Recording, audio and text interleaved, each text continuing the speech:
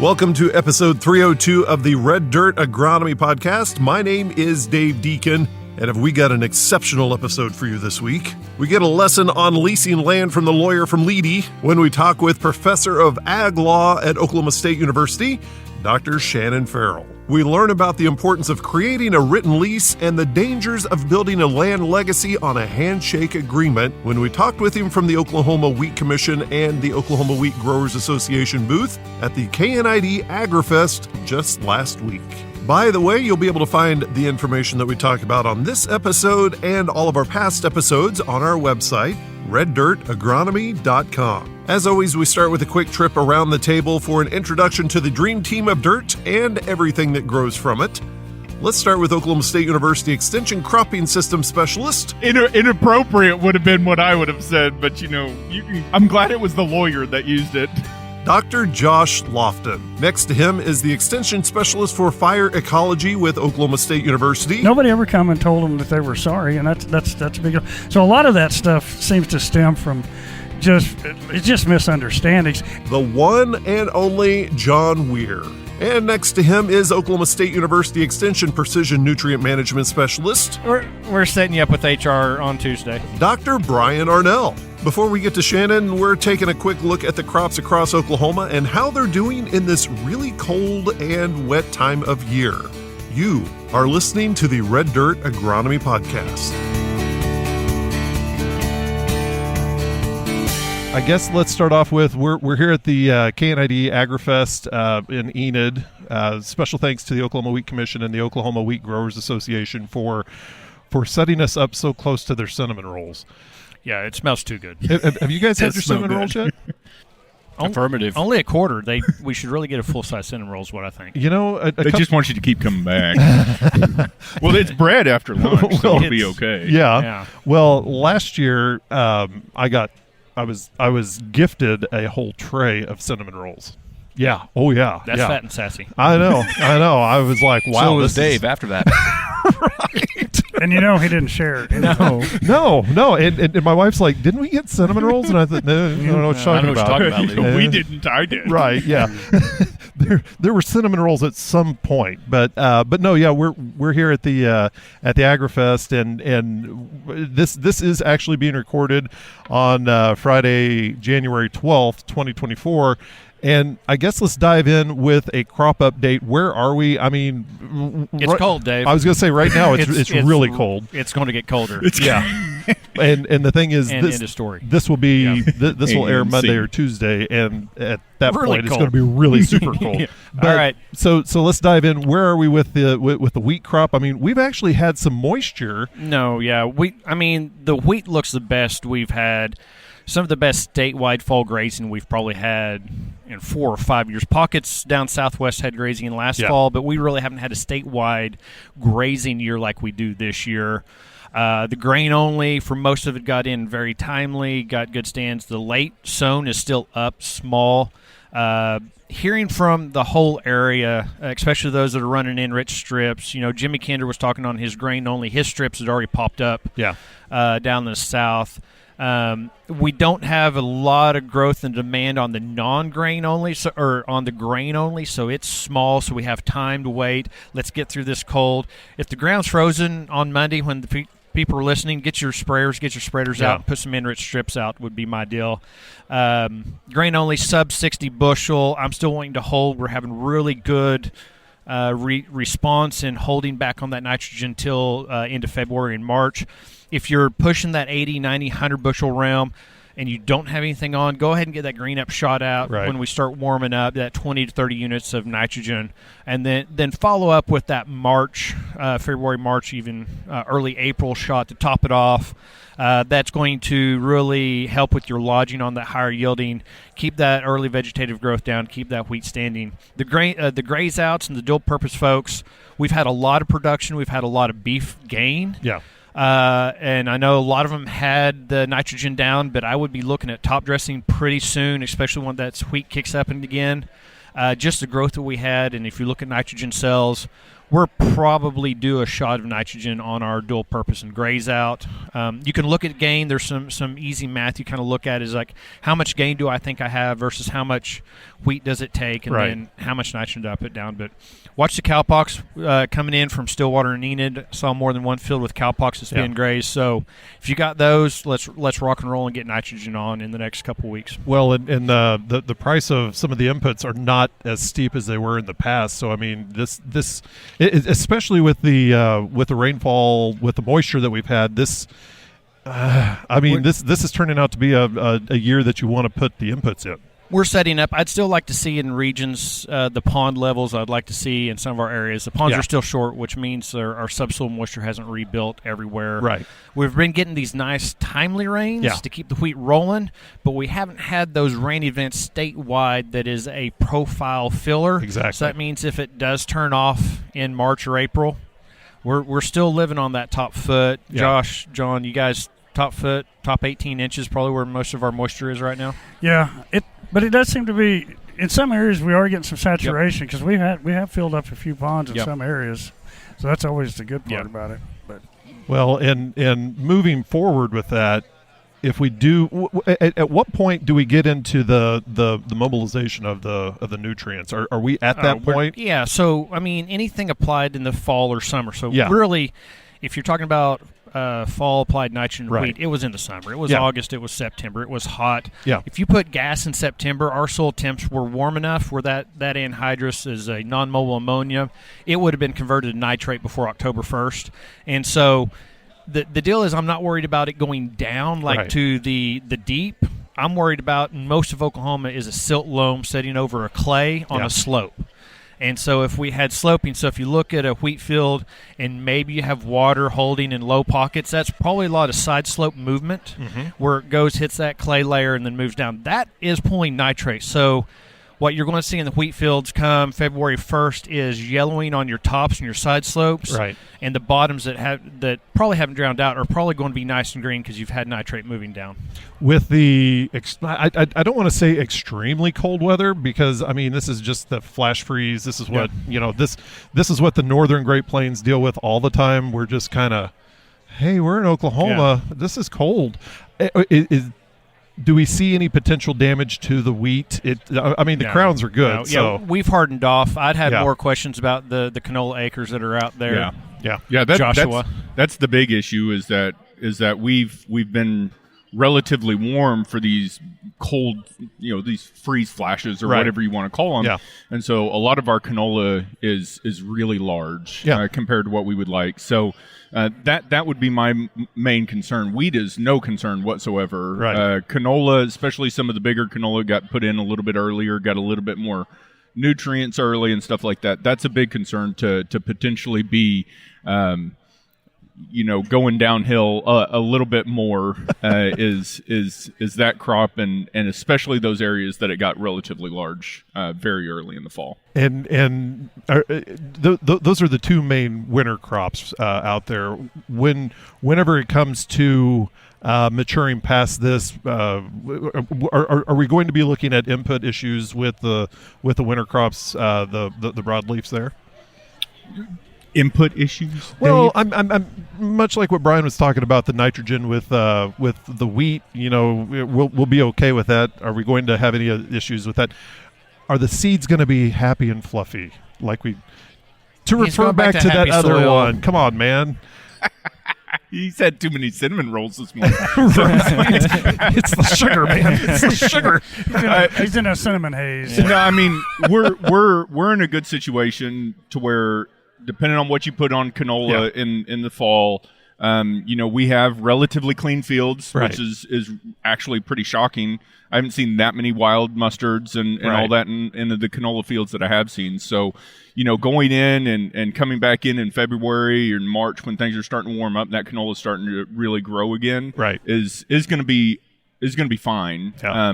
We just got to get through these times, and these winters are kind of the winters that the reason why we like to be very modest with our inputs on canola early is because you never know when this is going to happen. Right. We don't want early fall growth, so we don't want to excessively put nitrogen, but we also don't want to spend a whole lot of money if we do have a crop failure, because some of our canola inputs are relatively expensive. Yeah. So, well, and my last question, because I've been meaning to put down lime. Mm-hmm. I mean, my soil tests say that my pastures need it.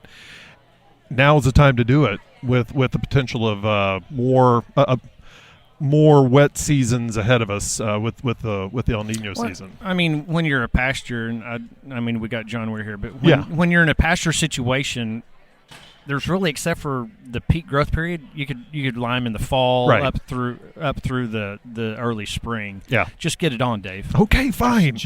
You've been talking about this since last summer. Well, I'm finding the right time. The economist would tell you that lime is highly valuable. Right, that's right, and that's why I'm trying to find a time when it's not as valuable to afford it. but I tell you what, right along the county roads, boy, beautiful. It looks great. Yeah, so it's you have an enriched strip. This is my lime strip. Lime strip, absolutely. Well, that was a great lead in to our economist, Dr. Shannon Farrell. Thanks for coming by the booth here at the KNID AgriFest and talking with us. What's new in your world, sir? Listening audience, I just want you to know that if you go to the KNID AgriFest, you could be randomly sucked into podcasts. So beware. Hey, we're not shameful about that, you know. Yeah. No, nor should you be. By the way, we see somebody famous like you, and it's like, ooh, get him. Well, go ahead. I was going to say, you made eye contact. That's what the deal was. I was There's like, the problem. That's the he's problem looking right at us. Shannon, over here. So I will say, for those of you who don't know me, I'm our ag law specialist at Oklahoma State University, so I do a little bit more lawyering than I do economisting. But, as I look forward to 2024, it's kind of the same old story in that some of the perennial issues that are always out there are going to stay there. And then we got kind of some novel new stuff, too. Since I'm surrounded by agronomists, that always makes me think about leasing, right? Which is an ever more important part of the mix for lots of producers. Maybe can't afford it, but I need to go, lease it. Right. So I just want to remind everybody, since I showed up at Oklahoma State University in July of 2007, at least once a week, if not more frequently, I get a call to my office, and the call is always about how do I deal with this or that about some oral handshake lease, and the handshake occurred in 1964. Exactly. So I'm going to tell everybody, you might actually need a written lease that is very I know this is shocking. I saw looks of amazement on the crowd as I said that. But if you're going to sink tens of thousands of dollars of cost into an enterprise, maybe you write some stuff down. Right, yeah. And to the issues that we've been talking about on the podcast so far today, especially go through a good conversation between, owner and operator about who's responsible for what, what kind of cropping practices are we going to have, which kinds can we have, which kinds are absolutely prohibited, when do we start, when do we finish, and by the way, how much are we paying for this, and when are we paying, and how are we paying? And I tell everybody, some people say, well, a handshake's still a contract, and in some cases you might actually legally be right. But I want you to have a written lease for a number of reasons. One, the value of that might be in the conversation you have developing it. Because you're both going to think of issues that are going to pop up, and you're going to solve a lot of problems before they become problems. Two, writing that down, again, helps you clarify that. It gives a clear understanding between both of you. Yeah. And three, when I'm wearing my farm transition hat, I'm always talking about situations in which either the tenant or the landlord has changed because, someone's passed away. Oh, yeah. That written agreement is going to be so critical because if any of those parties change, they don't remember what you said over the handshake. Yeah. Mm-hmm. So having that written down is going to be so valuable for so many reasons. It's a no-brainer not to do it. All right, so you brought up leasing. I've got a question in your time because, we've been at this about the same era. Have you seen a transition in the percent of leased acres going to a more cash rent over the traditional methods? And in a second, I want you to follow up with, because if you look at 30 years ago, the cost of what was associated has changed with inputs being a larger portion of the cost. Yeah. So I'll tell you, I've seen 2 shifts, and I wish I had some better empirical data to tell you what's going on. We don't do data here. I'm sorry. Yeah, I apologize for even insinuating that you guys would do something like that. Just broad ranges. Just shooting from Farrell's hip here. So I've seen 2 things in my personal interactions with people. One, you're absolutely right. As we've seen more and more people inheriting land that maybe are 1 or 2 or 3 generations removed from an agricultural experience, they understand cash. Yeah. I know I'm going to get this check on this date. I don't want the risk. Just pay me that amount of money. And so you're right. I think I have seen more of a shift to cash. But the other trend I have seen is people that are at least savvy enough to kind of know the industry and its ups and downs and ins and outs.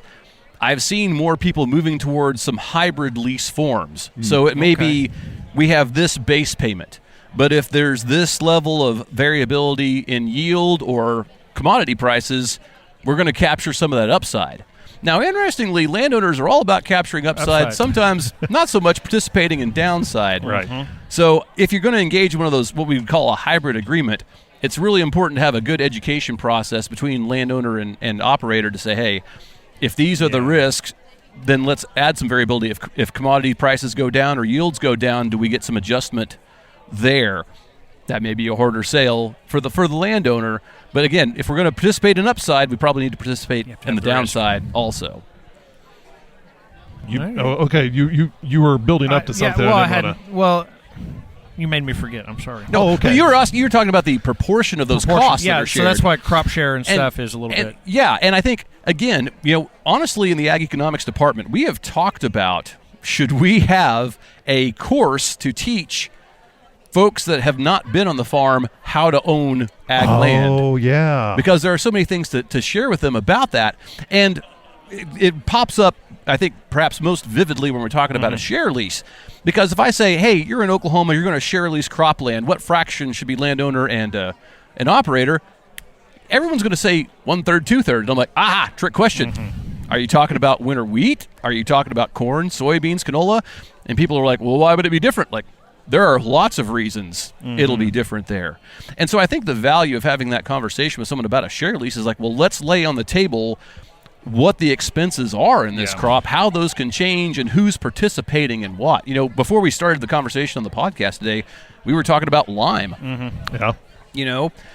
Who should bear the expense of that? And if it's the tenant, how long do they need to have that lease in place to make sure they recover the value of that soil amendment? Which was my follow-up. In your time, have you seen the length of the cash rent change?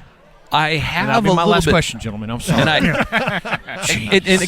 again, Shannon Farrell talking about what he's seen personally, but I have seen those tend to extend out. It's not when I started out, everything I ever ran into was a 1-year lease. It's not at all uncommon these days for me to run into a 5-year lease. I've seen a couple of 10s. But I think importantly, too, in those longer-term leases, some producers and landowners are being foresightful enough to say we might need to do a market adjustment at some point along there. But we agree that, hey, you're going to have the access to this land so you can recoup whatever investments that you've made. But at some points, we might have to benchmark to say we need to make an adjustment for this cost here or there.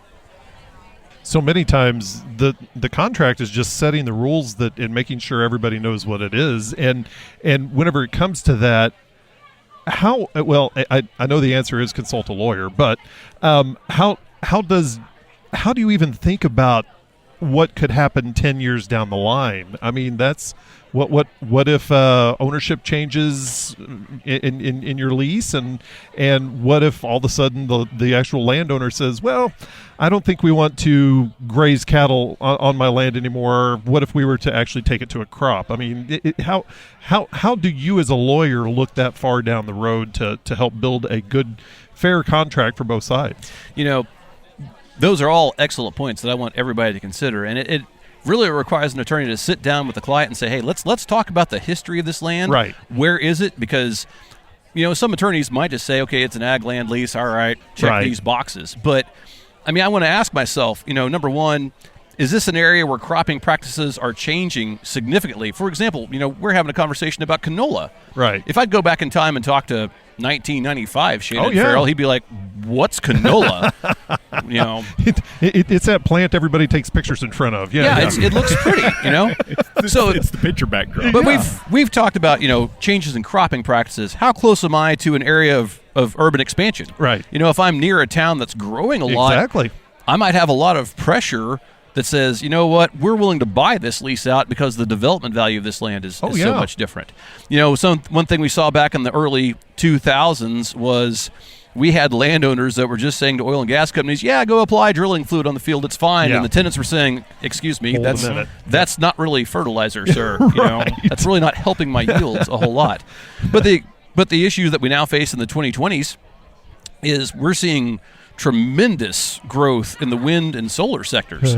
So if I'm getting offered $500, $750, $1,000 an acre for solar, right, the returns I'm getting on winter wheat in Oklahoma may not be matching up with that. It's not comparable. and so I think really to the heart of your question, Dave, what I would say is, let's look at trends, both agricultural and external to agriculture. Right. And if there needs to be ways for us to have pivot points to say, you know what, all the land around us is going organic. Yeah. We've got to have organic here, or no-till, or if a developer comes by and offers me more, how do we provide an off-ramp for the parties that's fair to them, in that circumstance? And this requires sitting down and really kind of thinking it through. And just like I said, it goes back to that dialogue process of helping you visualize what can happen. Yeah, I guess it goes to just like a land manager, as the landowner and the potential landlord, you need to sit down and figure out your goals and objectives. What do you want this to be, and what do you want it to be 10 years down the road, 20 years down the road, or what do I want to leave it for my kids or my grandkids to have? And that's a big thought, and just going in and doing it overnight a lot of times don't get it done. And you've hit on an incredibly important point there, and that is talking about the long-term generational nature of that ag land ownership. And I think, and again, since half of what I do is farm transition planning, I always look at the world with transition-colored glasses. But, if I've got kids and grandkids that may be receiving this, I need to talk to them about my strategy here. And to say, hey, if I've got a long-term lease with this tenant of mine, kids, you have to understand that's coming with it. You don't get to just scrape that guy off because you want to do something different with that land.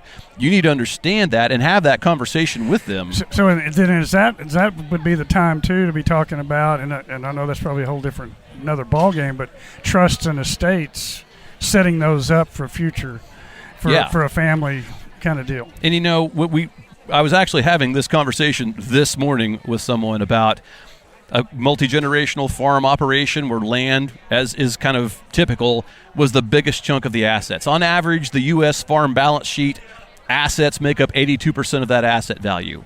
It's hard to transfer, it's illiquid, and it might be a good investment if you take into account the appreciation of the land over time, but just looking at raw cash returns, it's not super attractive. And I think you have to say, hey, if land is the biggest chunk of this and we need this land to stay centralized as part of this farm operation, you guys need to understand that importance, and you need to understand that you're probably not going to see these phenomenal returns in terms of a percentage on return on an equity or return on investment. People see this land value, they see the decimal places in there because land values keep going up. And I'm like, that's cool if you sell it, but if you're not selling it, it's a very different return mindset, and you need to make sure that everybody understands what those returns look like. Yeah, that's a bad thing. Landowners are poor, wealthy people. Exactly. We are asset rich and cash poor. Yep. We are. So how many times have you seen you get a situation where the language in a contract just is too vague to finite details on there? Because I go to the thing, you talk about a 5-year lease. So let's not even talk about a 10-year lease. So let's talk about a 5-year lease. Well, the term conservation practice has changed drastically in 5 years. And so if that's written in, that's a very vague statement. And at, let's say we're in year 3, what if the landowner and the tenant has varied on what a conservation practice is in the last 2 years? So how do you address situations like that to where a contract is in place? It's a decent contract, but maybe the terminology is a little too vague. I realize that podcasts are an audio medium, so you didn't see me stifle a laugh when Josh asked that question. Because the question was, how often do you see contracts that are too vague? And my answer is only, always, all the time, on days that end in Y. Yes. Basically, the coffee spit just happened. Yeah, exactly. I was trying not to do a spit take into Dave's very nice microphone. I appreciate when he asked that. I do. But no, I mean, the answer is it happens a lot. And for exactly the kind of reasons you talked about, we thought we had this term that was easily understood by both parties, like conservation practices or inputs. Well, inputs could be nitrogen, seed, could be soil amendments for pH balance, all those things, right? So what I would say is if you've gone down the road and you've recognized, oh, hey, there's a vagueness here, right? What is a conservation practice that's the requirement of the landowner or of the tenant? It's time to have that other conversation. And it's always acceptable to have a contract amendment to add clarity to what your agreement has, because so oftentimes when we have contract litigation, it's because of an ambiguity and the parties couldn't get together and just amicably agree on that. So it's time to have that conversation and say, hey, we've recognized things are shifting a little bit. Let's sit down, do the analysis, and figure out how to amend this so that we do have a clear understanding of what our respective responsibilities are here. Well, and I'm sorry, that actually brought up a point that I was going to ask earlier. Do these things ever go to court? I mean, is this just people get angry at each other? Ooh, get off my land, or do do judges actually get in there? Right? That dance is not for the weak at heart here. People get again, and it's an auditory medium. You guys are missing out so much. Well, I'll be sure to put the dance in the closed captioning. Yeah. In the alt text description, Dave dances seductively. I would never have chose that word. That is a bad word. Awkwardly. Okay. I'm glad it was the lawyer that used it. Oh my It's in the eye of the beholder. So, okay. We're setting you up with HR on Tuesday. This is where Dave can we're edit closed this Tuesday, so Wednesday. out of the podcast, right? Yeah, it'll be at least Wednesday. So, to answer Dave's question. Yeah. Okay. It does. And so let's just talk a little bit about that. If we have a disagreement in the contract, and in the conversation we're having with Josh there just a second ago, we can't get ourselves to the table and come to an understanding. I'm here to tell you, come to the table, develop an understanding, because litigation is capital letters expensive. Yeah.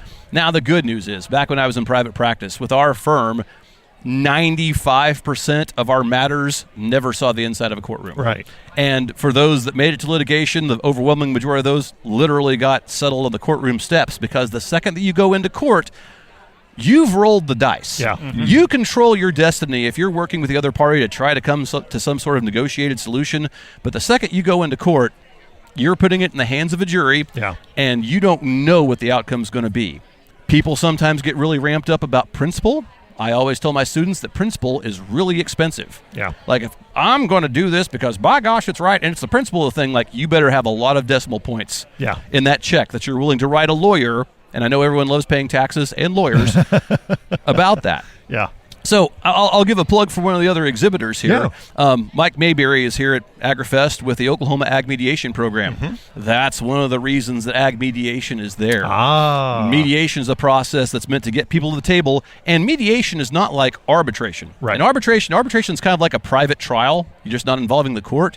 But mediation is designed to help the parties come up with their own solution, help them to kind of maybe get out of their space, look at things from the other party's perspective, and kind of try to figure out how can we resolve this without having to go to court, because, like I said, court's expensive. Yeah, and most of the time, most of that stuff with litigation, stuff that I've been involved with and stuff is so minor, and it's almost like high school stuff. It's somebody's upset over something. I worked on an insurance case one time, and it was all about this person was upset because nobody come and said they were sorry. That's all it was about. When I was in private practice, one of the attorneys I worked with, brilliant practitioner, had introduced legislation to make it such that evidence of a party offering an apology to the other party was not admissible in court, because people were afraid if I try to apologize, they'll say, see, you knew you were doing something wrong, when all that was needed was an apology. Yeah, I know they've started trying to do that where that admission asking for apology is not doing that, because that was the whole deal, that nobody ever come and told them that they were sorry, and that's a big deal. So a lot of that stuff seems to stem from just misunderstandings, and I think it goes back to what you said is really good, is getting it down on paper, and also, just like you said too, because people pass away, people forget. I always live by the saying that a short pencil is better than a long memory, and that's exactly what you've got to do. Nope, that's but exactly going right. back to that and kind of what Josh's question, is there certain things in a contract when you're dealing with land like that you really want to be detailed about, and some stuff that you want to be vague about? I know I'm asking a lawyer about being vague, and it depends on which side of the fence the lawyer's on. Are you plaintiff or defense? What do I want to be detailed about? Everything. Yeah. Now, so I'll run it down really quickly because I could go on about this for a long time. But if I'm engaging in an ag land lease, this is going to sound incredibly rudimentary. I want to be very clear about who the parties are. And the reason that I say that is, am I leasing this land in my individual capacity? Am I a married person? Is this land held in a trust? Is this land held in an LLC or a corporation? And is it being rented by a partnership, LLC, individual? Go on and on. But be clear about who the parties are. Have a clear legal description of what the actual property is, because the Ferguson place might mean all sorts of stuff to you, but it doesn't mean anything to anybody else. So let's have a clear legal description. Let's be clear about when occupancy starts and ends. So what's the term of the lease, and when can I come in? When am I going to go out? And then we start talking about rent. Is it cash? Is it share? Is it variable? Is it fixed? Is it paid annually? Is it paid in installments? And then another truly radical thing here, and this goes to a comment that Brian made earlier. I'm going to be really crazy. I'm going to make the term of that lease follow the production system. Oh. If I'm raising winter wheat in Oklahoma, I'm probably planting it in September. I'm probably harvesting it sometime in June. And why in the world would my lease term start on January 1st and end on December 31st? Mm-hmm. Yeah. When under Oklahoma law, if that's a renewing lease, I have to provide 3 months notice of termination. So that means I have planted my crop in September, and on October 1st, I get a notice, oh, hey, by the way, your lease is up. So make it follow your production system. And then beyond that, we kind of get into everything we've been talking about in the course of the discussion today. Let's talk about production systems. Let's talk about inputs, and make sure that both parties are in a clear understanding about what's my responsibility, what's their responsibility, what can be done, what has to be done, what absolutely can't be done. So in terms of, vagueness, I would say it kind of goes back to Josh's point. If we agree, like, for example, that conservation practices are going to be an important part of this, let's try to at least get some sort of definition of what those are, and then say, these types of practices are going to be the responsibility of the landowner. This is going to be the responsibility of the renter. But beyond that, too, one thing I've really started taking to is putting a table in the lease for things like government programs. And if this, specify the government program, any returns from this government program are X percentage to landlord, X percentage to tenant. Yeah. And lay all those out. Yeah. So in the broad strokes, that's kind of my checklist I want to make sure is in there. Yeah, same thing with surface damages, pipeline coming through, anything Condemnation like awards. Yep. Things like that. Absolutely. So when it comes to I'm going to break down. I'm going to hire a lawyer to help me with the contract on this. Is there a specialized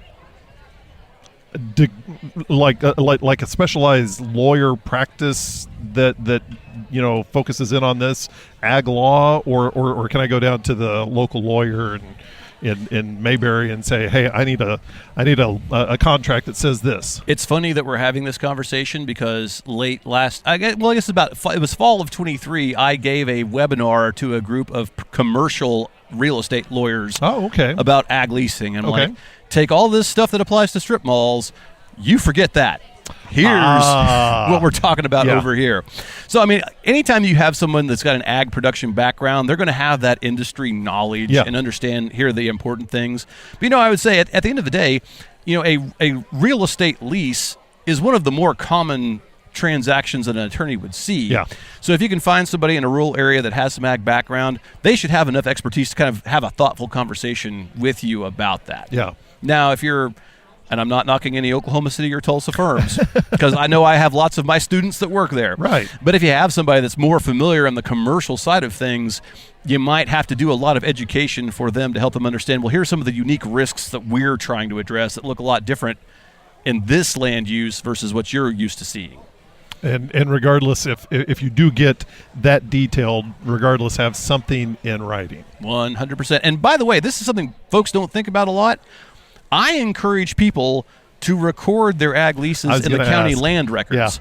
Yeah. And I was addressing a group of very sophisticated producers down in Texas last week, and when I said that, they looked at me like I had 3 heads. Like, why would you ever do that? And I said, I've got a lot of reasons. But the whole reason for doing that is exactly the reason that county land records exist, and that is to provide public notice of that land interest. Yeah. So that if a heir comes along and inherits that property and they don't find the lease in mom or dad's records, but they're trying to do some title work because they're thinking about selling it, they're going to come across that lease and go, oh, yeah, I didn't know that was there. Right. But it also says anytime an oil and gas company is coming along and they're looking to do maybe a drilling mud application permit, they're going to see that go, oh, right. That notice function is really important for the parties. Yeah. Well, and you also deal a lot with farm transitions, and so this is actually a great transition to that. This nice is something. Segue, Dave. You like that? Yeah. I don't just ride them; I also perform them. I've ridden one and I about wiped out. Anyway, but whenever it comes to thinking about leases and such into a multi-generational agreement, why is it so important to have everybody on board? Not just this generation, but have the next generation in there to get in on that conversation in planning the future for the land. And we can look at this a couple of different ways in terms of internal and external. Like, for example, if we are talking about a farm heir that wants to come back and operate the farm, and they might be leasing that land from their non-farm heirs, right, or sometimes they call it the farm kid, city kid problem. Right. That's an important means of making sure that farm kid who's operating the farm enterprise has long-term access to that, but we're still providing some sort of cash flow to give to the off-farm heirs in the form of those rents.